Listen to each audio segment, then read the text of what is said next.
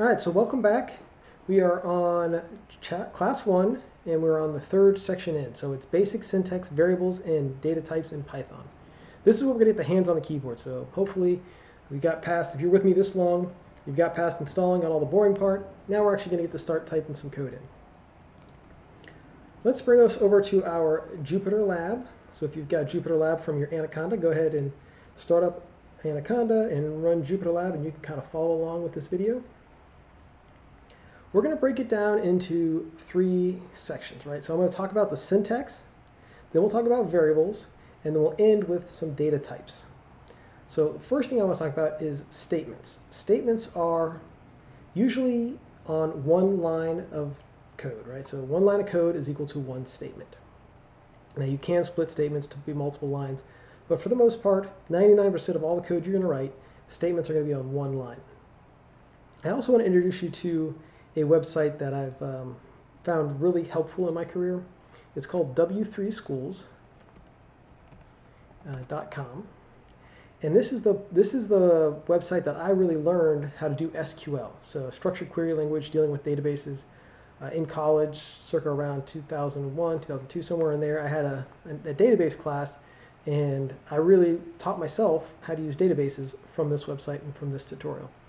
Well, since that time, W3 Schools has really taken off, and it's got a bunch of other tutorials, and one of them is all about Python. And if you go to this tutorial, this is a way more in-depth tutorial on Python than what's going to be in my intro program. So it's got everything in my intro program plus more, right? So we're going to look just at how many different sections they have on theirs. They even have a section for file handling. They got a section for plotting. So if you have math and you want to plot charts and graphs and stuff, they have a whole section for that. If you want to get into machine learning or artificial intelligence, they have a whole section for tutorials on how to do that. So this website really does have quite a bit more in-depth tutorial. We're going to start early on in this one with the syntax, which is kind of the same thing that we're going to cover in our syntax. Let's look at what they have on their website. The one thing I like about W3 Schools is if you scroll down and they give you an example, you can actually try it yourself, and they spin up an emulator, and you can actually run code here. And they gives you the results on this side here in a second once it runs. Right? What if I said 5 is 5 less than 2? And it does not seem to appear so, right? So we can play around with the code here and see what results we get. So this is a fun little way to do onesie twos lines of code, just learn how it works and get the results. Okay, so we're going to come back to this periodically throughout our class as a good reference point. But I just want you to know that statements are one line of code. That's a big takeaway. The next thing I want to talk about is indentation.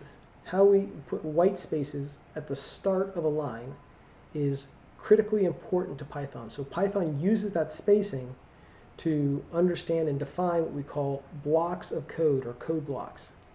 And we do that often in conditional statements.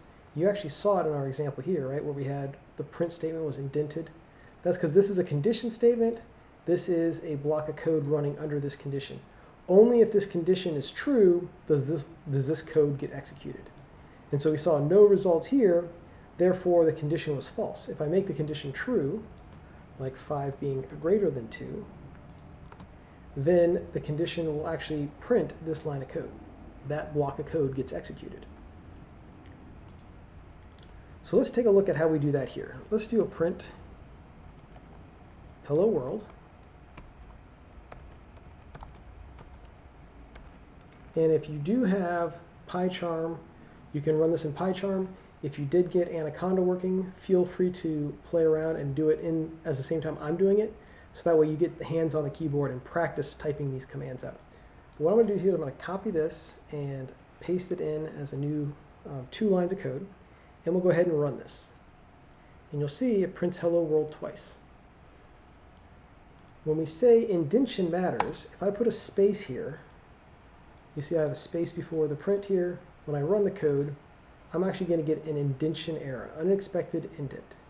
So the program sees the indentation, says, hey, what is this? I wasn't expecting that. I'm going to throw an error. So just so you know, Python is very critical with how we do spaces to begin with. Not so much so in other programming languages. So if I look at our C++ and let's print out hello world twice, copy this one, we'll paste it down, but I'll put a couple of spaces and we'll go ahead and run the C++ version of it.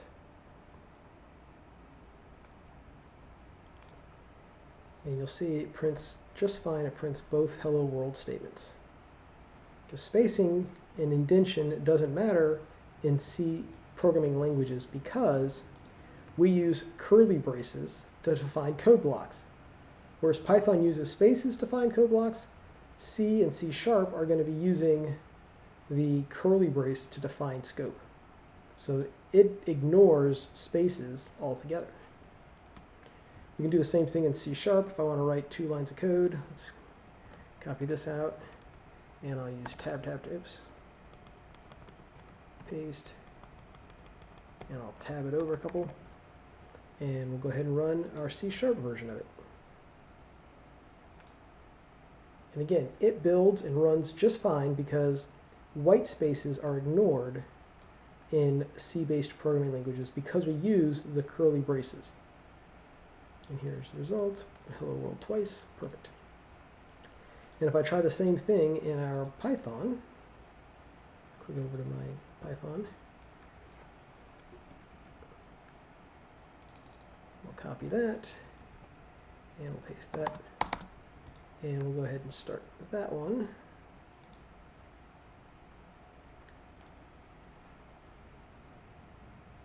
And you'll see we get an error. Any second now. There we go. And the error is unexpected indent. So it's at least friendly enough to tell us what the error is. All right, so we'll see the use of indentation and its importance later on when we start getting into functions and loops and all those other advanced topics. But for now, just know that the start of the line cannot have any spaces in front of it. That doesn't mean we can't put spaces other places. Like I could put a space here. It's not at the beginning of the line. If I run this block of code, it prints and works just fine. If I put a couple of spaces in the method name and run that block of code, again, it works just fine. And it can ignore spaces that it doesn't care about. But because it cares about block code, like making sure that code's all kind of grouped together, spaces in front do matter. Okay. Now, typically, we don't want to put these spaces just for readability, but it doesn't say you can't have them, but just helps to make the code readable if you be consistent. Another tip that we use as software developers is writing comments. Comments are just instructions, not instructions, are notes to other developers that are not instructions to the computer. So they're just kind of information that we can use when we come back and look at the code a week, a month, or 2 later, or if we hand it off to a friend, they can at least have an understanding or the idea of what we were trying to achieve. So I can put a comment in here with a £, and I can say this is an inline comment. Now, the way comments work is you put a £, and everything to the right of the £, all this stuff here, is ignored. The computer completely ignores that when it looks at this line of code here. And when I say line of code, what do I mean by that? I mean a statement, right? So a statement is a line of code. So this statement here is interpreted by the Python interpreter, and when it gets to this £, it ignores everything to the right. I could start a line with a comment saying this is a comment on its own line. And the way Python sees, it sees the pound sign and it says, all right, just ignore everything. Here it gets to this statement and it reads print hello world and then ignores. What if I put a £, right here? It's going to ignore this print statement. Instead of printing it twice, it's only going to print this one here. So let's go ahead and run that. There we go. So we only get one print statement. I use £signs all the time as a developer to comment out when I'm testing code. I'm like, oh, I don't want to run that over and over and over again, so I'll just comment that part out and test just the part of the code that I'm really interested in.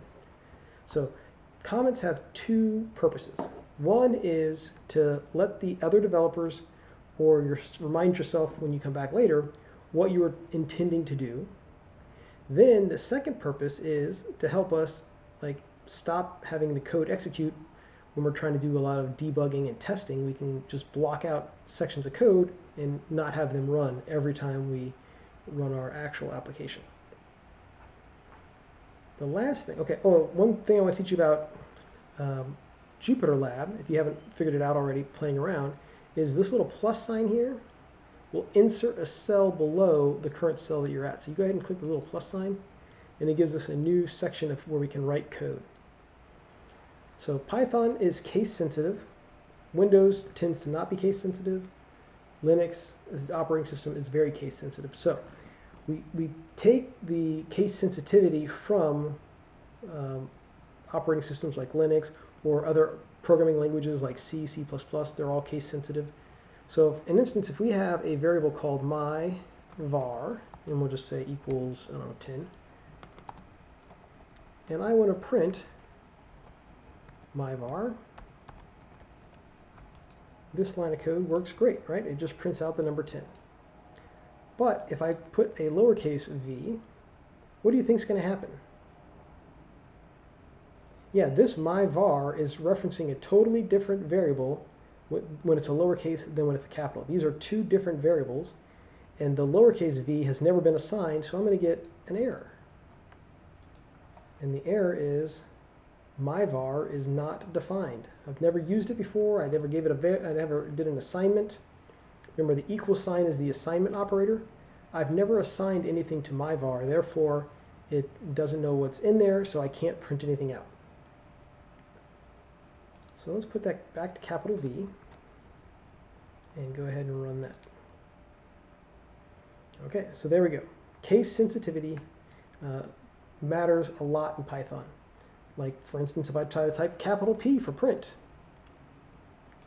that's not going to work because the capital P is not defined. I never defined what that print statement is.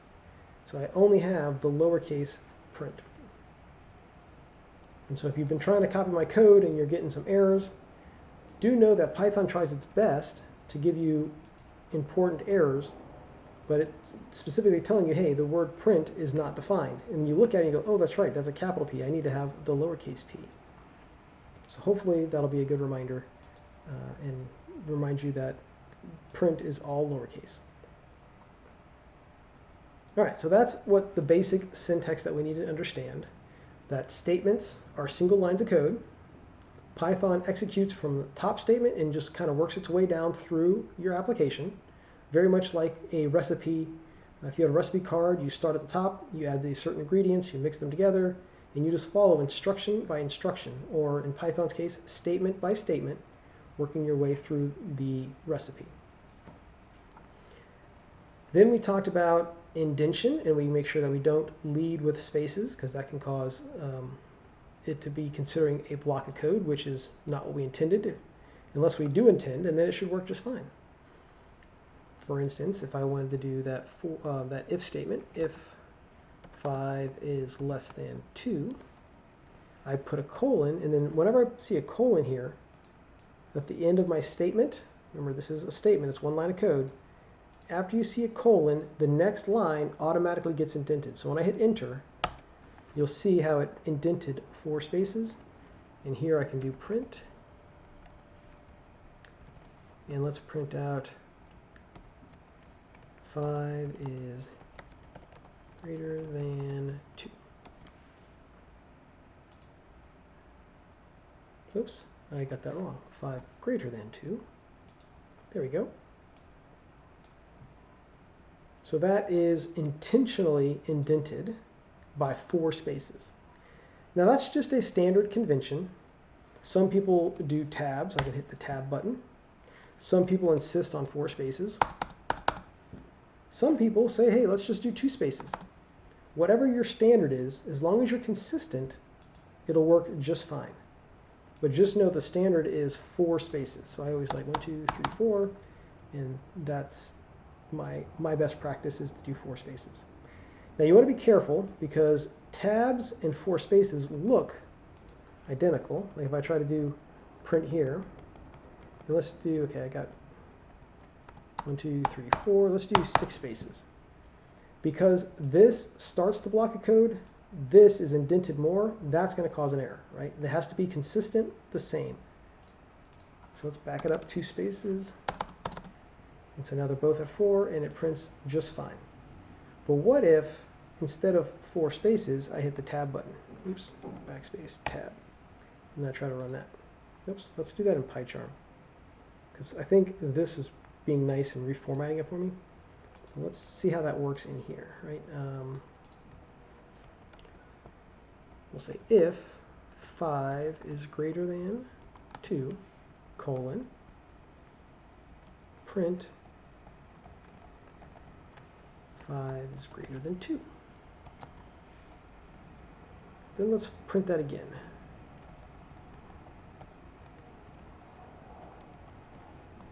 And I will, instead of here, 1, 2, 3, 4 spaces, here I'm going to use the tab button. And then I'm going to go ahead and run this. Nope, I think it worked just fine. So it converted it. Oh, PyCharm is nice for us too. So it converted our tabs into 4 spaces. I wonder if Visual Studio is that nice as well. This is going to be fun. I've never tried this. We're going to say if 5 is greater than 2, colon, print 5 is greater than 2.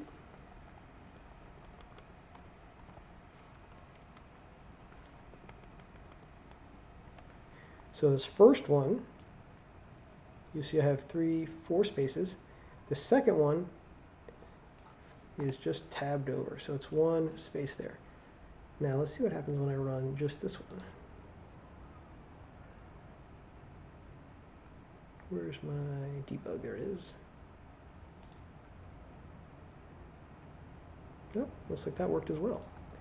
So it looks like they're converting. It used to not work, because it used to be that when it was a tab is different than 4 spaces.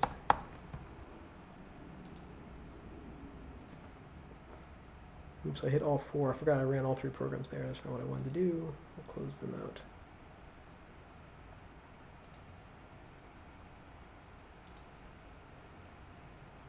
Stop running that. Okay, we're going to go back to our hello world and just run just this one.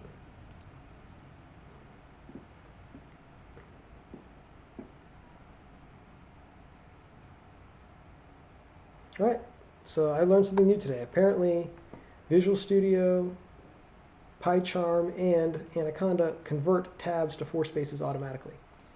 It used to not be that case. Tab and 4 spaces were obviously treated as 2 different characters, and one would cause an error if you didn't have the same character type in there. So they fixed that issue. I guess it's no longer a bug in Python.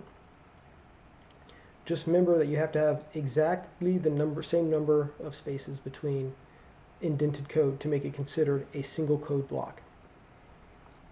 Okay, let's work on variables next. So Python uses these to store information. So the data is stored in a variable, and we can reference that later to get back to our original data. We use an equal sign as our assignment operator. So here I have a variable named John, or sorry, I have a variable name, and its value is John, and it's in quote marks. So it starts with a quote, ends with a quote. When we get down to here, we'll learn that that's called a string. So a string is a specific data type, but we're storing that string in a thing called a variable called name. I'm going to store age as a second variable.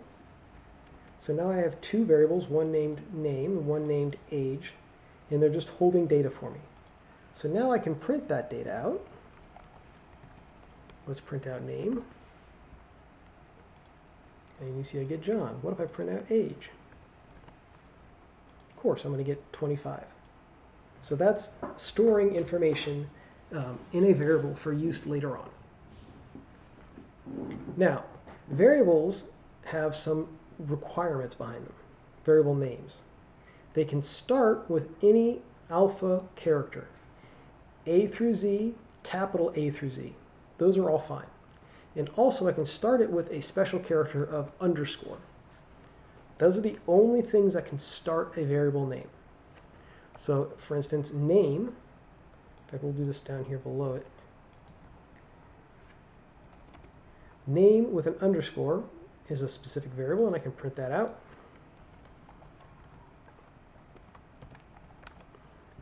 I'm going to run this block of code, and you see I get John. Now if I get rid of this underscore, I can have that as a variable name as well. That's just fine. What if I want to start it with a number? You'll see that I'm going to get an error because variable names cannot start with a number. Can they start with a special character besides underscore? And the answer is no, they cannot. They can only start with a letter or an underscore. Now they can have numbers in them, so I could say name N1AME as a variable, and that's perfectly acceptable, right? As long as I've started the variable with a alphabet character or an underscore, then I can have a number. In fact, I could just have underscore 1. And that's, oops, I gotta give it, assign it something. Let's do 25 here. And there we go. So I can have a variable, very short variable with an underscore and a number, perfectly valid. Now, one thing that's not ever allowed in variable names are special characters besides the underscore. So I can't have a variable that has an exclamation point in it. For instance, I can't take the 1 and call it exclamation point.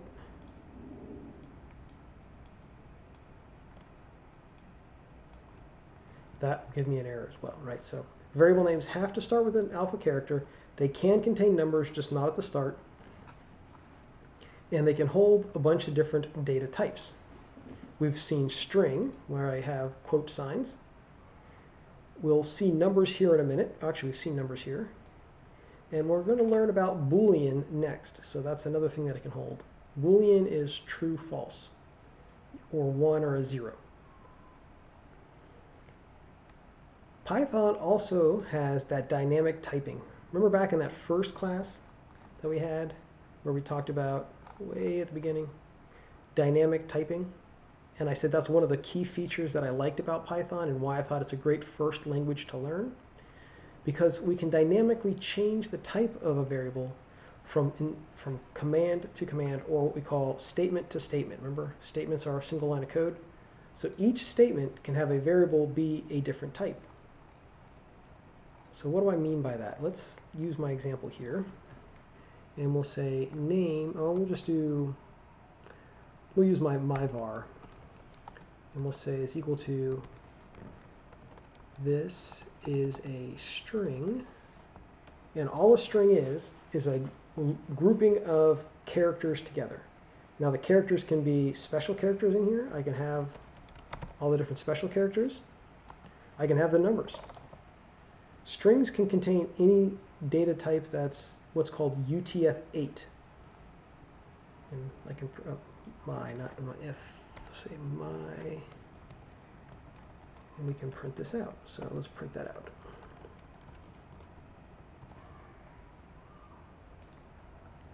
There we go, that's the statement. Now, when I say UTF-8, UTF-8 does include things like emojis. So if you just Google UTF-8, you can look up UTF-8 encoding. Go ahead and find some funny characters, and let's pause the video, and I want to see if you can create this string here. So create these 2 lines of code. If you need to create a new section of code, just hit the plus sign. And go to UTF-8 encoding and find a couple of variables you want to put in here and see if you can print out maybe some emojis and just see what that looks like. So go ahead and pause the video. I'll wait here for a second. Alrighty, welcome back. Let's go see if I can find some emojis. UTF-8 emojis. Okay, let's do a happy face. That's always a fun one. I'm going to copy that. Come back over to our Python. Let's print that out, right? Oh, there we go. See, it prints out happy face. So if I'm using strings in Python, and maybe I want to store a password, I could store emojis in my password. So instead of having a password be like your pet's name, the year you were born, and some special random characters, you could actually use emojis if it was a Python-based program because it supports UTF-8 variables. So your password could be happy face, frowny face, poop emoji, I don't care, whatever you want. So all the different emojis that you have here. Let's see if I can find some other ones here that look like fun.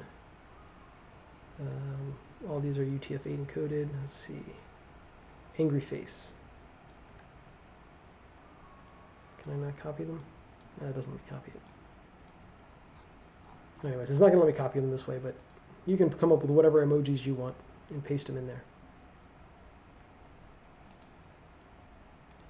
Okay, so that is variables and how we can store different types in them. Dynamic typing means that we can declare them in our line. So this one here, because it's got quotes around it, makes my var of type string. I can show you that real quick when I do the type command. Go ahead and run that, and you'll see that it's, when we get to object-oriented, I'll kind of explain what classes are, but just know that these are related to object-oriented programming. And then the data type is here, the str, which is short for string. So it's telling us that my var is of type string. I could have my var be of type string here, and then totally redefine it here and be like, no, you're no longer an emoji, now you're the number 1, 2, 3. And this second line of code is going to reassign the type that my var is to becoming an integer. An integer is just a number. So when I run this now, you'll see that it's of type int, which is short for integer. So dynamic typing allowed us to change from string to numeric type in just by reassigning it on the next statement. So statement 1, it's a string. Statement 2, it's an int. In fact, I can show you that by printing out the types both places. You'll see the first print statement gives us str. The second print statement gives us int. Now, it doesn't sound or look like it's that important, but let's take a look at another programming language and see how that works. We'll choose C# here. Let's realign that so at least it looks clean. We're going to say int. We'll say my var is equal to 9. And just like in Python, I can use the single equal sign to be an assignment operator. So I can't spell my var. My var is now being assigned the value 9. What if I want to change my var to equal some string? Right? It's going to give me an error, and if I go to my error list here, because I cannot convert a type string to something that is supposed to be holding a type an integer. So this is giving me that error.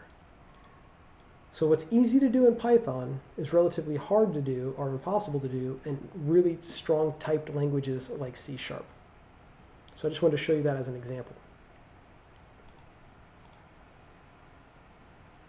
Okay, let's talk about data types now.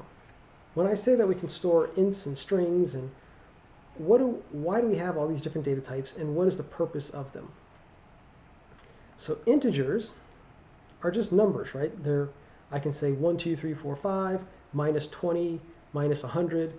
Integers just have to be whole numbers. So let's do my int. In fact, we're going to do my underscore int because we learned that underscore is a valid character we can use in variable names. So we're going to say my underscore int, and we're going to say this equal to, we'll say 198. I'm just throwing out a number. Then I want to look at floating point numbers. These are decimal placed numbers. So I can say my float. And we'll say this is 12.345. 12.345. And then we'll say my string, my underscore str is equal to, this is a string,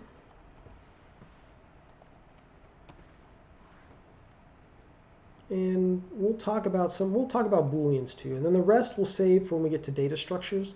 But these are some other basic data types in Python, but they're a little bit more complicated. So we'll save that. We'll table this discussion for when is that? That's coming up here.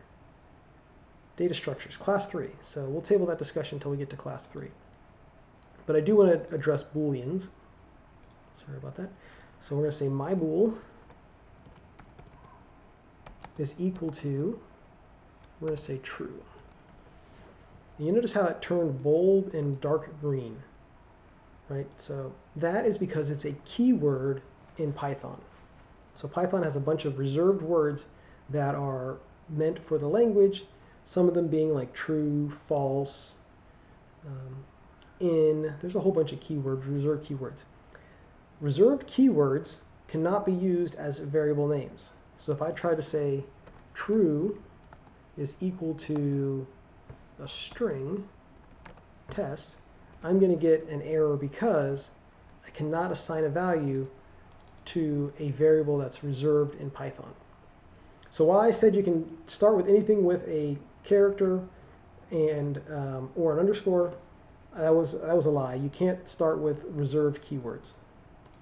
But I could do true underscore, and then that'll work, right?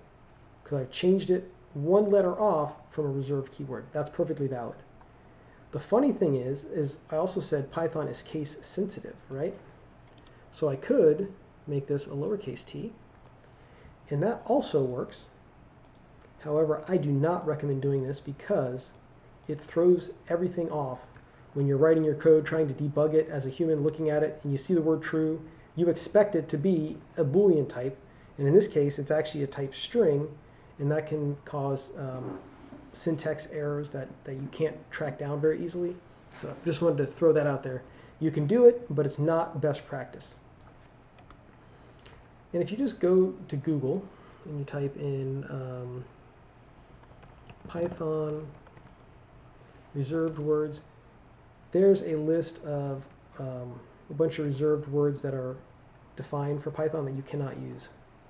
And it's not a terrible number of them, but there's quite a few, maybe 20 of them, 30 of them maybe. So these are the words you cannot use for variable names. Okay, so now a question for you, and I'd like you to pause the video, maybe ponder this for a minute or two. If a float can hold a decimal number, could it not also hold a whole number? For instance, if I want to print out, let's go ahead and print out my float. And you see that it holds 12.345, but could it also not hold 198.0?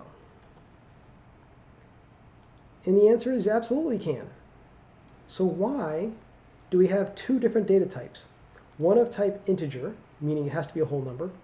One of type float that can have any number that's a real number, so it can have positive numbers, negative numbers, with decimal places and everything. Why would I want to have two different data types, int and float?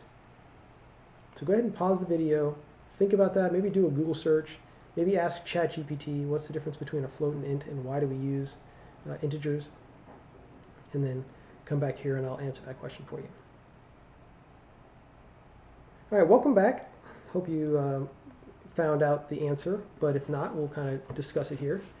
Integers, math is precise, right? If I add two numbers that are whole numbers, I'm always going to get a valid response. But not so in floating point numbers, because floating point numbers have to represent something that is infinite, but has to represent in your computer, which has a finite space to represent things. So my example is, what if I said a is equal to 1 divided by 9? And let's go ahead and print out what is stored in the variable a. And if you know your math, you would know that that's 0.1 and it repeats on in infinity, right? So 0.11111 and it just keeps going. But you notice our program doesn't go on into infinity. It rounds somewhere and it gives us this number here. What if I took a and I said, okay, my sum is equal to a plus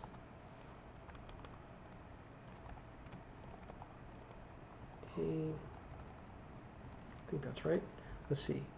1, 2, 3, 4, 5, 6, 7, 8, 9. Yep, so I got 9 A's. So what's 1/9 plus 1/9 plus 1/9 plus 1/9? 9 times. If you said 1, which is the correct answer, you would be right, and the computer, oh, I want to print my sum, not A,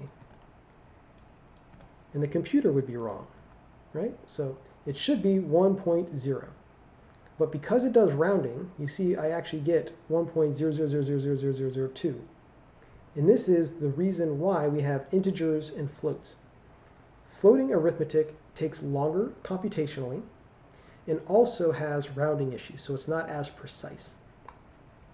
Integers are great because the math is really easy on them and they're 100% precise, right? You can't get this rounding issue because they're whole numbers. So that's why we have the two different numbering types. Strings, these are things that start with a quote and end with a quote. So this statement here, this one line of code, is defining a string. Let's print this string out just so you can see it. And it says this is a string.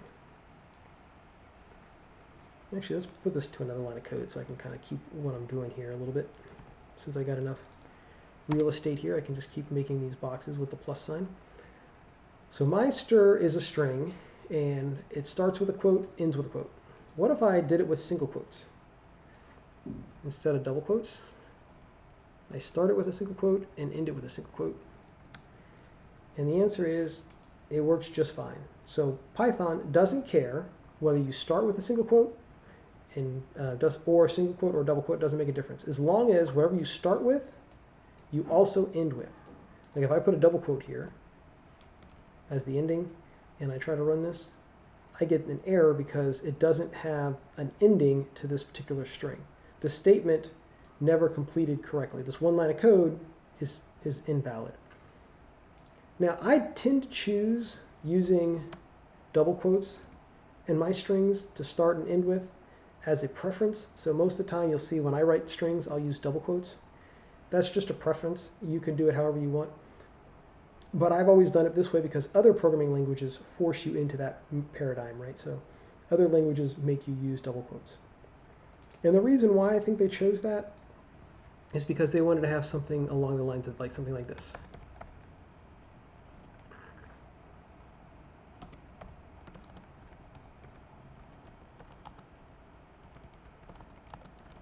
All right, favorite color is red. I can run that and it prints it out just fine, right? What if I put this in single quotes instead of double quotes? I did double quotes again. Here, come on out. There we go, single quote. All right, so I start with a single quote and I end with a single quote. Go ahead and run it, and you'll see I get an error. What happened is my apostrophe S here ended up being considered the closing quote for this string. So this is where it starts. This is where it thinks the string ends rather than way down over here. So to avoid those kinds of issues, I always use double quotes. It's just an easier way to not have to worrying about apostrophes inside your strings. Now I know what you're probably saying. What if I wanted to say my favorite color is, and I'm quoting myself, so I want to say red. Right? Now when I use quote marks, like I'm trying to quote exactly somebody, I get that same issue and that same error because it thinks it closed the string when I was really trying to quote something. So there is a workaround. It's called escape characters, and we'll talk about that a little bit later, but I'll show you now. It's the backspace. So whenever I put a backspace in front of a double quote, it ignores it as being part of, it makes it part of the string rather than being part of the closing string. So if I do double backspace here, it actually prints those quote marks. So now you can see red end quotes. Okay, so that is my strings. The last thing we're going to talk about is Boolean. So we'll scroll down here and talk about Boolean. So if you're not familiar with Boolean logic, the idea with Boolean logic is true and false. And we'll use true and false statements to flow our logic into our code, right? If I want to say something like, is Jonathan old enough to drink? I can put a statement in there saying, is Jonathan greater than 21? And you've seen me do that earlier on when we did an example. I'm going to do that example right here. Right, is 5 greater than 2?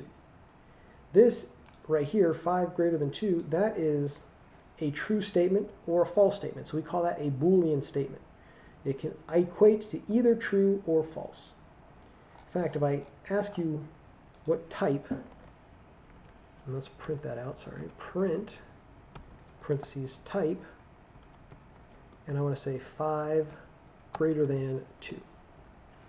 And because this 5 greater than 2 equates to true, it's going to be type Boolean, or type bool.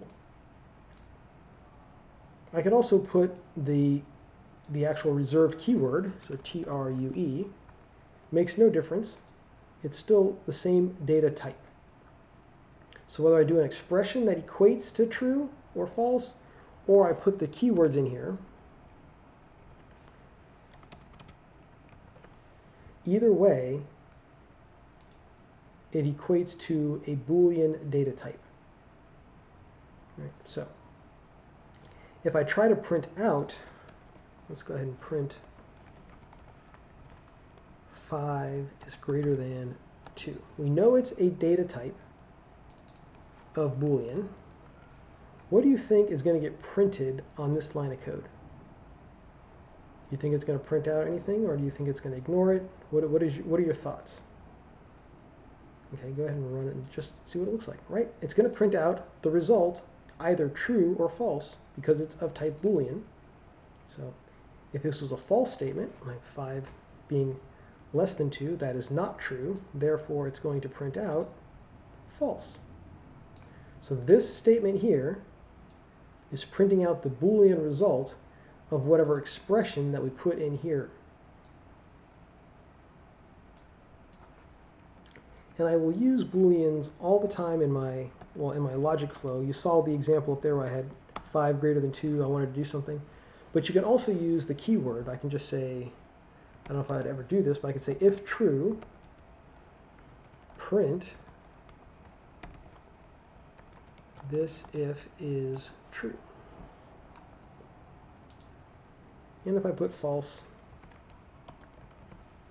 it's not going to print that at all, right? Because if it's false, this statement is not true, so it doesn't print it. So we can use Boolean expressions where I could say something like 5 is greater than 2, or I can put the reserved keyword there, depending on how I want to have my logic work. But I can use either an expression or I can use the keyword. So that is Boolean. And like I said, those are the 4 main data types that we care about: ints, floats, strings, and Booleans. Once we get into class 3, we'll get into the data structures. These are going to be complex. They can hold multiple things. We can sort things. We can order them. We can list them out. We can do what with dictionaries. We have a key, like a word, and then the definition. So we call that a key-value pair. So when we get to these advanced data structures, you'll really see the built-in power and why Python is so powerful just right outside the box, not even requiring other people's programs that have been written, but just using the language by itself. All right, so to recap, let's go back up to the top here. Statements are one line of code, and they're interpreted from top to bottom, and they have flow from one statement to the next statement. Indentation matters, and we only indent when it becomes a new code block. So if we're doing an if statement, that's a new code block. Here's a new code block. If we're doing a loop, I think I've shown some loops, but we'll just do a quick loop here, right? We'll say for I in range of 2. We'll just do a quick loop, and I'll just print out I. And we'll go ahead and run that, and you'll see that it prints out 2 times, right? 0 and 1. Okay, so that's indentation for code blocks. Comments are really useful, and I highly recommend using them. So you'll use that as a way to manage your code. Then you have variables. We said they can be uppercase, lowercase to start with. They can contain numbers, they just can't start with numbers, and they cannot be reserved keywords. That's all you need to really know about variables. And then we looked at the different data types. Integers holding whole numbers, floats holding decimal numbers, strings holding a list or a series of characters, and they can also be emojis because they're all UTF-8, and then booleans holding true and false statements. All right, I will see you in a few minutes for the final section in class 1, where we're going to go over working with arithmetic and logical operators in Python.